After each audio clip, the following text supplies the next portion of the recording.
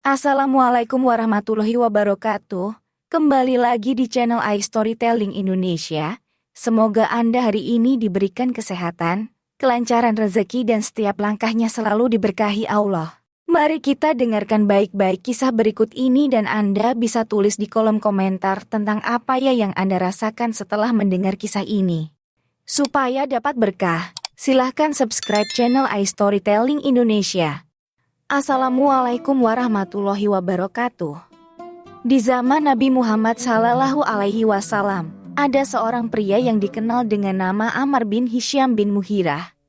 Ia berasal dari suku terhormat yaitu Maksum. Pada awalnya, banyak yang mengenalnya sebagai simbol kebodohan atau dengan sebutan Abu Jahal. Namun, menariknya, sebelum mendapatkan julukan Abu Jahal, dia dikenal dengan nama Abdul Hakam yang memiliki arti orang yang bijaksana. Ada banyak riwayat yang menceritakan tentangnya, terutama dalam Sirah Nabawiyah. Salah satunya adalah kisah ketika Nabi Muhammad SAW memiliki rutinitas mengadakan majelis di malam hari, baik di rumahnya sendiri maupun di rumah salah satu sahabatnya. Pada suatu malam yang hening, saat Rasulullah SAW tengah kusyuk membaca ayat-ayat suci Al-Quran di kediamannya, Ammar bin Hisham dengan langkah kaki yang pelan mendekati rumah tersebut. Dengan hati-hati, dia berusaha mendengarkan bacaan Al-Quran dari Rasulullah SAW. Dengan penuh ketertarikan, dia memutuskan untuk tetap berada di sana hingga menjelang waktu subuh. Namun, yang mengejutkan, dua sahabat dekatnya, Abu Sufyan dan Al-Aqnas bin Suraik, juga melakukan hal yang sama. Mereka bertiga sama-sama terkejut ketika bertemu di dekat rumah Nabi SAW yang pada saat itu dianggap sebagai musuh bersama.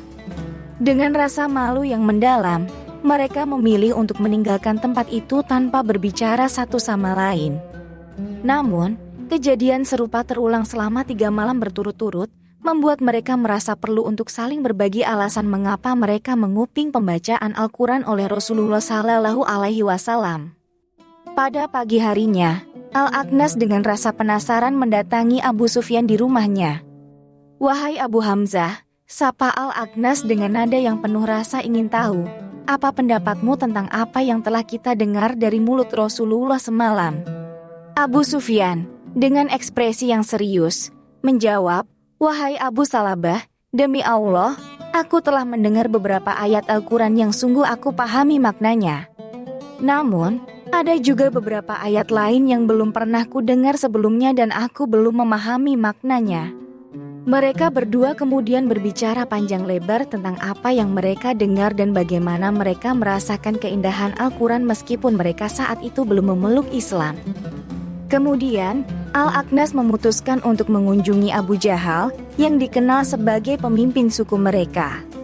"Wahai Abu Hakam," sapa Al-Aqnas dengan penuh hormat, "apa pendapatmu tentang apa yang telah kita dengar dari Rasulullah?"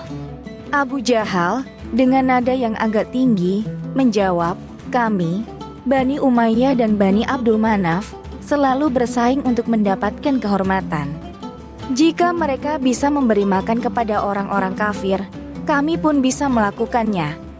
Jika mereka bisa memikul beban, kami pun bisa. Jika mereka bisa menyantuni orang-orang miskin, kami pun bisa. Kami sama-sama memiliki keberanian untuk berperang, sehingga antara kami dan mereka sejajar dalam hal kemuliaan." Namun, di balik keangkuhannya, Abu Jahal tampaknya merasa terancam dengan kehadiran Nabi Muhammad SAW sebagai utusan Allah. Meskipun dia tahu bahwa Nabi Muhammad SAW adalah utusan Allah yang sebenarnya, namun fanatisme kesukuan dan kebanggaannya telah membutakan mata hatinya. Ada banyak kisah yang menceritakan kekejaman Abu Jahal, terutama terhadap kaum muslimin di Mekah. Salah satunya adalah kisah ketika dia dengan kejam menusuk Sumayyah binti Kabat, seorang wanita muslim, dengan tombak. Dia juga dikenal sering menyiksa kaum muslimin dengan cara yang sangat kejam, seperti menjemur mereka di tengah padang pasir yang panas terik.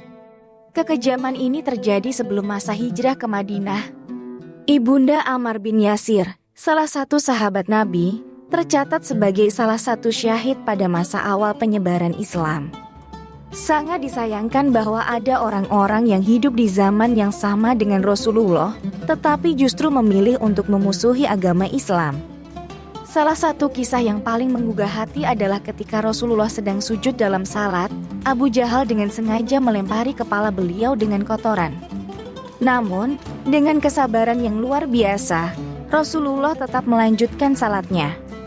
Setelah salat selesai, Fatimah, putri Rasulullah, dengan hati-hati membersihkan kotoran tersebut dari kepala ayahandanya.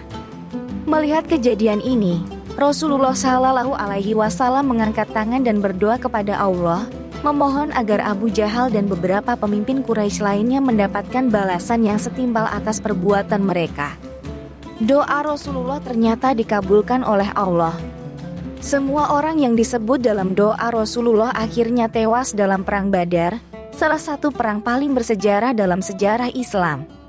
Perang Badar sendiri adalah perang yang terjadi setelah hijrahnya Nabi Muhammad Shallallahu Alaihi Wasallam dan para sahabat dari Mekah ke Madinah. Dalam perang ini, banyak kisah heroik yang terjadi. Salah satunya adalah kisah dua pemuda Ansor, Muadz bin Afra dan adiknya, Muawid bin Afra. Keduanya memiliki tekad yang kuat untuk membunuh Abu Jahal, musuh besar Islam. Meskipun mereka berdua akhirnya gugur sebagai syahid, namun kontribusi mereka sangat besar dalam membantu kemenangan pasukan muslimin. Setelah perang selesai, Rasulullah Shallallahu Alaihi Wasallam dan para sahabatnya mengunjungi kuburan orang-orang kafir yang tewas dalam pertempuran. Dengan suara yang lantang, Rasulullah menyapa 3 orang pemimpin Quraisy yang tewas, yaitu Abu Jahal, Utbah bin Rabi'ah, dan Syaibah bin Rabi'ah. Apakah kalian telah mendapati apa yang telah dijanjikan oleh Tuhan kalian itu benar? Tanya Rasulullah kepada mereka.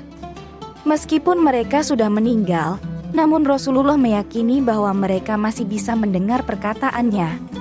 Ini mengajarkan kepada kita bahwa orang yang sudah meninggal masih bisa mendengar dan memahami perkataan orang yang masih hidup, meskipun mereka tidak bisa menjawab. Subhanallah, kisah-kisah di atas sungguh menginspirasi kita semua. Semoga kita bisa mengambil hikmah dan pelajaran dari kisah-kisah tersebut. Terima kasih sudah mendengarkan cerita ini. Jangan lupa untuk mendukung channel ini dengan cara klik like, komen, dan subscribe. Nyalakan juga lonceng notifikasinya agar kalian tidak ketinggalan cerita-cerita menarik lainnya. Semoga Allah senantiasa melindungi kita semua. Wassalamualaikum warahmatullahi wabarakatuh.